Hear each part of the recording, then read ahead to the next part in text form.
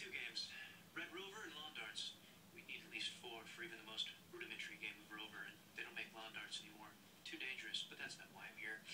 I sensed several things in that house that I couldn't tell you with other people in the room. This is getting desperate, Mr. Spencer. But please, wow me. You weren't raised by your father. You were raised by your grandmother. It was her ring.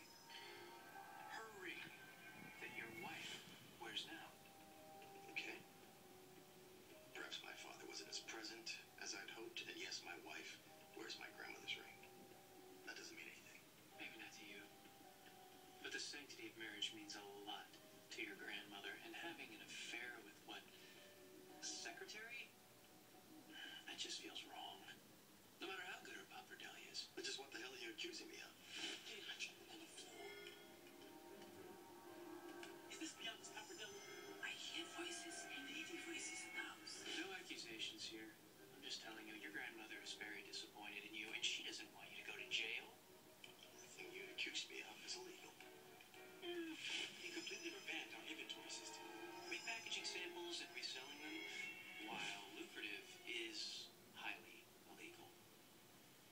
So what is this now? A shakedown? No, there's no shakedown. I'm just telling you what I know.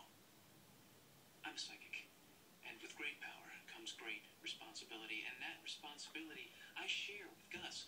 All we want is the opportunity